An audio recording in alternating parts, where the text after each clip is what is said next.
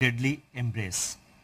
Everywhere, as also in India, the mission is to do whatever it takes to prevent the epidemiological curve from steepening any further.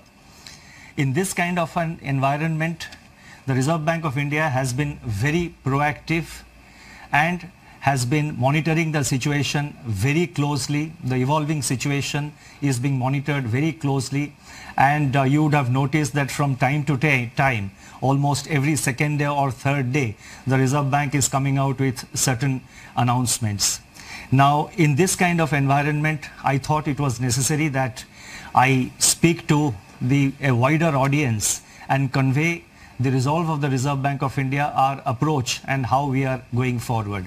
Today, I propose to make certain announcements, and the statement is a bit long, as I said last time, because I have tried to make it as self-explanatory as possible, and so that there is adequate clarity, and since we are not able to hold a press conference, the meaning and the details are conveyed to the maximum extent possible. So as I just said, everywhere, as also in India, the mission is to do whatever it takes to prevent the epidemiological curve from steepening any further. Human spirit is ignited by the resolve to overcome the pandemic. It is during our darkest moments that we must focus on the light. As Mahatma Gandhi said in his famous address at Kingsley Hall, London, in October 1931, and I quote Mahatma Gandhi, "In the midst of death, life persists. In the midst of untruth, truth persists. In the midst of darkness, light persists." Before I begin, I wish to place on record our gratitude to all the functionaries and personnel in the government, the private sector, banks and other financial institutions who risk their lives on a daily basis by going to work or by working from home to fight the pandemic by keeping essential services fully operational. Our deepest appreciation goes out to doctors, healthcare and medical staff, police and law enforcement agencies who are at the front line. In the RBI, I would like to specially commend and thank our team of 150 officers, staff and service providers who are in quarantine away from their families and are at work 24/7 to keep essential services such as currency in circulation, retail and wholesale payments and settlement systems, reserve management, financial markets, liquidity management, financial regulation and supervision, and a host of other services available so that the nation may survive COVID-19. Banks and financial institutions have risen to the occasion and have ensured normal functioning. Their efforts are praiseworthy. I would like to thank my colleagues in the Reserve Bank of India who set aside personal health concerns and joined me in fashioning the array of measures taken by the RBI in the context of COVID-19. I also thank our teams for their intellectual support, analytical work and logistical arrangements. I would first like to highlight or give our assessment of the current economic situation. Since March 27, 2020, when I spoke to you last, the macroeconomic and financial landscape has deteriorated precipitously in some areas, but light still shines through bravely in some others. On April 14, the IMF released its global growth projections, revealing that in 2020, global economy is expected to plunge into the worst recession since the Great Depression, far worse than what had happened during the global financial crisis. The IMF's economic counselor has named it the Great Lockdown, estimating the cumulative loss to global GDP over 2020 and 21 at around $9 trillion, which is greater than the economies of Japan and Germany combined. Within this downturn, the projections are replete with even sharper declines in output in various countries. India is among the handful of countries that is projected to cling on somewhat tenuously to positive growth at 1.9%. In fact, this is the highest growth rate among the G20 economies as estimated by the IMF. The World Trade Organization sees world merchandise trade contracting by as much as 13 to 32%. I repeat, 13 to 32% in 2020. Global financial markets remain volatile and emerging market economies are grappling with capital flows and volatile exchange rates. Crude oil prices remain in a state of flux despite the agreement on production cuts by OPEC plus countries. For 2021, the IMF projects sizable V-shaped recoveries, close to 9 percentage points for the global GDP. India is expected to post a sharp turnaround and resume its pre-COVID, pre-slowdown trajectory by growing at 7.4% in 2021-22. Over the last 3 weeks, there have been a few data releases on domestic developments, but they are too disjointed to allow a comprehensive assessment of the state of economy. Yet, there are a few slivers of brightness among the encircling gloom. In my statement of March 27, I had referred to continuing resilience of agriculture and allied activities on the back of all-time highs in production of food grains and horticulture, with huge buffer stocks of rice and wheat far in excess of the buffer norms. By April 10, pre-monsoon Kharif sowing had begun strongly, with acres of paddy, which as you know is the principal Kharif crop, up by 37% in comparison with the last season, that is in comparison with the Kharif of 2019. States such as West Bengal, Telangana, Odisha, Assam, Karnataka and Chhattisgarh are leading in sowing activity despite the lockdown. On April 15, the India Meteorological Department IMD forecast a normal southwest monsoon for 2020 season, with rainfall expected to be 100% of the long period average. These are early developments and they bode well for our rural demand, supported as they are by accelerating fertilizer production, which was noticed up to February 2020. The robust growth of 21.3% in tractor sales up to February 2020 as against a contraction of 0.5% in the corresponding period of the previous year may provide an offset to farm labor shortage on account of the lockdown. In other production sectors, the situation is more somber. On April 9, the Index of Industrial Production for February was released, showing that industrial output accelerated to its highest rate in 7 months.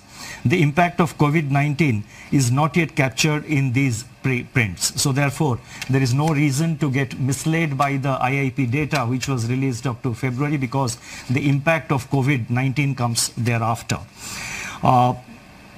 More tellingly, however, the revival in electricity generation, a coincident indicator of demand that had commenced from January 2020, has been halted by a sharp fall in daily demand in the range of 25 to 30% after the lockdown announcement on March 25th. Automobile production and sales, port freight traffic declined sharply in March, as recently released data indicates. The Manufacturing Purchasing Managers Index, that is PMI, for March 2020, which was released on April 2, was the lowest in last 4 months. Notably, suppliers' delivery time lengthened for the first time in 5 months, indicating supply disruptions. The April 6 release showed that services PMI declined into contraction in March 2020, pulled down by a sharp downturn in export business, new domestic orders and employment. In the external sector, the contraction in exports in March 2020 at minus 34.6% has turned out to be much more severe than during the global financial crisis. However, amidst all this, the level of foreign exchange reserves which we have continue to be robust at US dollar 476.5 billion on April 10th, equivalent to 11.8 months of imports.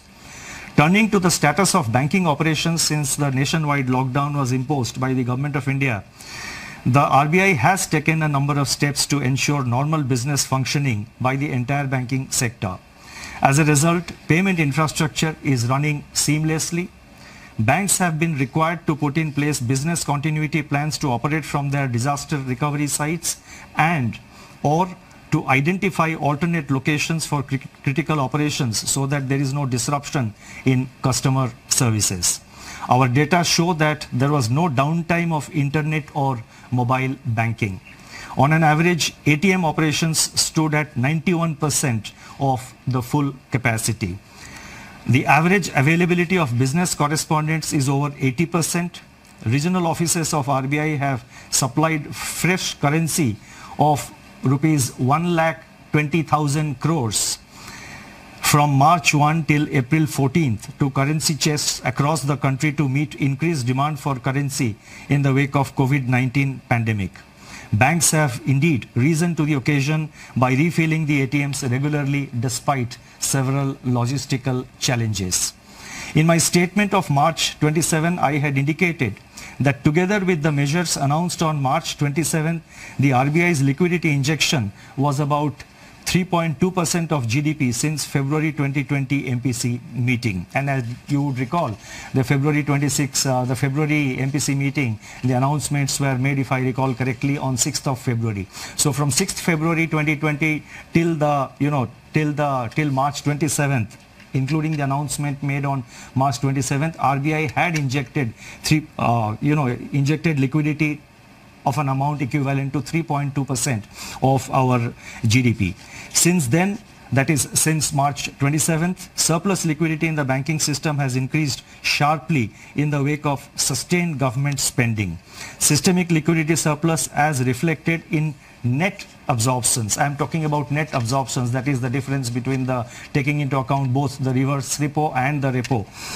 So therefore the systemic liquidity surplus as reflected in net absorptions under the LAF averaged at about rupees 4.36 lakh crore during the period March 27th to April 14, 2020.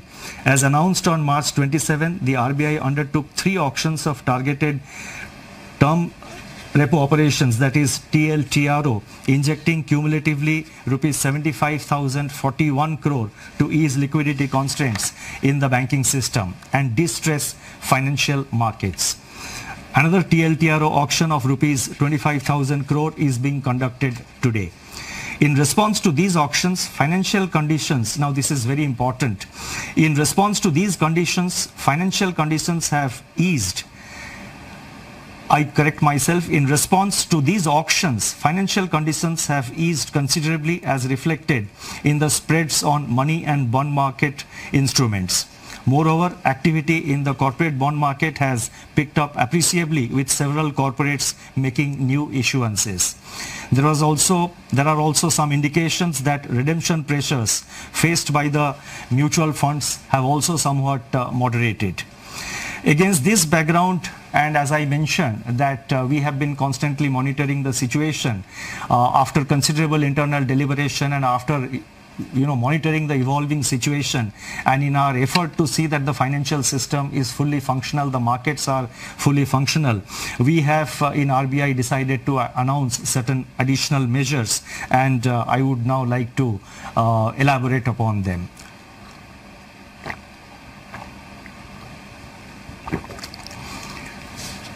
Against this backdrop and based on our continuing assessment of the macroeconomic situation and financial market conditions, we propose to take further measures with the following objectives. 1. To maintain adequate liquidity in the system and its constituents in the face of COVID-19 related dislocations. 2. Facilitate and incentivize bank credit flows. 3. Ease the financial stress. And 4. Enable the formal functioning of markets. The first set of measures relate to liquidity management. The RBI has moved in a calibrated fashion to ensure conducive financial conditions and normalcy in the functioning of financial markets and institutions. The initial efforts to provide adequate system-level liquidity are reflected in sizable net absorptions under the reverse repo operations. With this achieved, the RBI has undertaken measures to target liquidity provision to sectors and entities which are experiencing liquidity constraints and or hindrances to market access. That is, they have a difficulty in accessing the market, and they have the difficulty of having adequate liquidity with them. LTROs, that is long-term repo operations, which we have undertaken. So these were meant to ensure adequate liquidity at longer end of the curve, longer end of the yield curve. Exemptions from the cash reserve ratio for equivalent incremental credit disbursed by banks as loans in certain select areas and targeted LTROs or TLTROs fall in this category. In this category or in this class and sector specific measures. It is observed that deployment of TLTRO funds so far has largely been to bonds issued by public sector entities and large corporates, especially in primary issuances. The disruptions caused by COVID-19 have, however, more severely impacted small and mid-sized corporates, including NBFCs and MFIs, in terms of their access to liquidity. So we have therefore decided to undertake what we call TLTRO operations 2, that is TLTRO 2.0. Accordingly, it has been decided to conduct targeted long-term repo operations TLTRO 2.0 for an aggregate amount of rupees 50,000 crore to begin with. Please mark my words, rupees 50,000 crore to begin with, in tranches of appropriate sizes. Based on our assessment of the evolving situation and based on the pattern of utilization of this 50,000 crore by the market and in the market, it is always open for RBI to step up this amount beyond 50,000 crores as per requirement or as may be necessary, to see that various segments of the market, various segments of the MFIs, the NBFCs and other institutions, in terms of liquidity, they remain well lubricated. The funds availed by the banks under TLTRO 2.0 should be invested in investment grade bonds, commercial paper and non-convertible debentures of NBFCs, with at least 50% of the total amount availed going to small and mid-sized NBFCs and MFIs. So therefore the emphasis will be to see that there is adequate flow to the mid-size and the small NBFCs as well as to the MFIs. The guidelines in this regard will spell out the relevant details.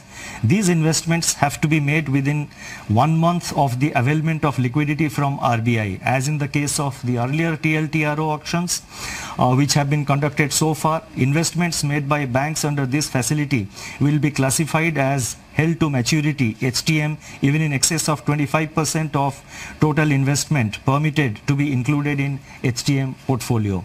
Exposures under this facility are also not to be reckoned under the large exposure framework, and the notification for TLTRO 2.0 auction will be issued today. The next announcement relates to refinancing facilities for all India financial institutions like NABARD, SIDBI and the National Housing Bank.